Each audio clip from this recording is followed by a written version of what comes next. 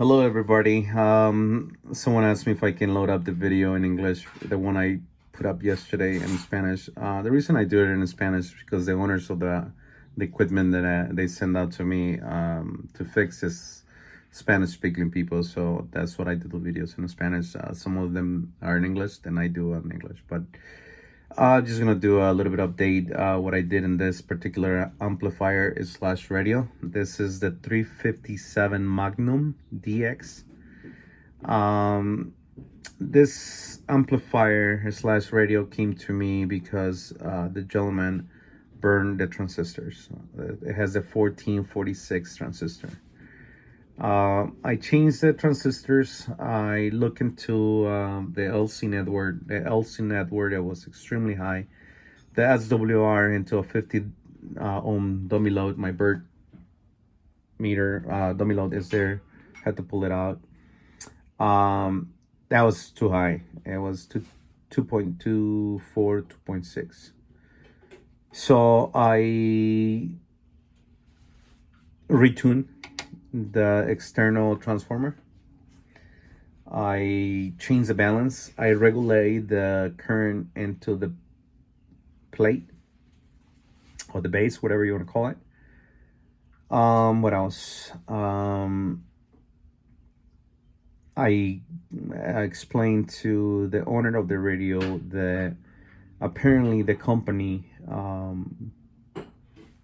missed some parts. They put in some parts. The amplifier came tuned for the 28 and 29 megahertz, not for the 27 megahertz. That's the reason why the amplifier that was extremely high and not 27 megahertz. The owner of this amplifier operates in the 27 megahertz. So I explained to him my thoughts about this connection here. I think it's very poorly made. You can have a lot of issues in the future if you unplug and plug this really thick cable, right? You can push those connections here. These connections, they come very fragile. You can see the movement in there. So you want to have a solid connection whenever you have two coax connected. SMA connector, for example, you can put on the chassis, do the 3 holes, and this you can probably mount the radio on top and have a really nice solid connections. But that's what I did. The update, I tuned the network for 27 megahertz.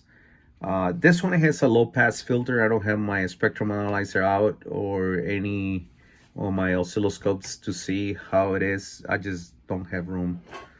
When I move into this part of the house, it was to minimize my equipment. I have boxes and boxes of equipment, but I'm getting a lot more work, and probably through the winter I'll be able to help others that they need my help when it comes into an amplifier repair.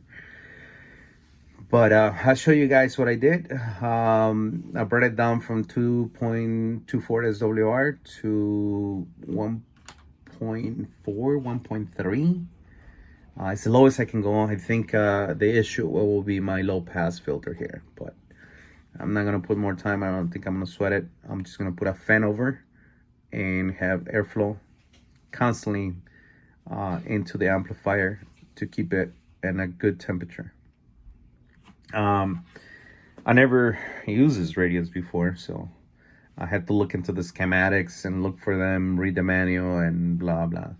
So I'll show you guys how this radio works. Turn it on. It's gonna come out in 10 meters and 29 megahertz. You press this button here, and it's gonna give you the function option. You press and hold the center button, and it takes you into different bands. If you continue pressing this button, it's gonna take you into the whole band channels, right, that you have. The owner of this radio usually talks in 27 megahertz frequency, so I'm gonna test it in this frequency.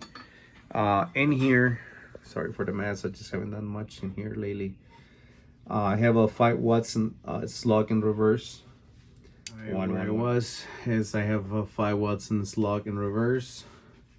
600 milliwatts. Return it into the radio. And here is the output. 160 watts. This actually can give you, this 2 transistors can give you 260 watts if you push them. It's 70% performance, so I think it's in a good place where you're gonna get really good audio with this amplifier. So yeah, this Magnum 357, and this is going back to his owner. Once I put the fan, I'm gonna put the fan in there. If those they have this radio or wanted to upgrade, if you want to do it, put 120 picofarads, 500 volts or 1000 volts into from the base to ground. I'm sorry, from collector to ground. And instead of having the 15 ohm resistor into the base, put 10. Change the balance capacitor into the transformer to 1000 picofarads instead of having 1500, I think it was, because it was tuned for 10 meters. But yeah, that's basically what you can do to have a good amplifier. Also, if you wanted to add a bolt in the back into the heatsink, so the whole heatsink is grounded, that'll be great, because this one in particular doesn't have a good ground system. And when I removed the transistors that were sitting on the heatsink on top of the black paint. So I removed the paint and sanded, clean it pretty good, and sitting right on the metal, on aluminum. So they also is gonna help. Grounding and mounting is the most important in your station, so keep that in mind. All right, hope you guys like this video. It's informative. Someone requested to do it in English, but if you wanted to do an update, you can do this update that I did on this amplifier on the Magnum 357DX 73.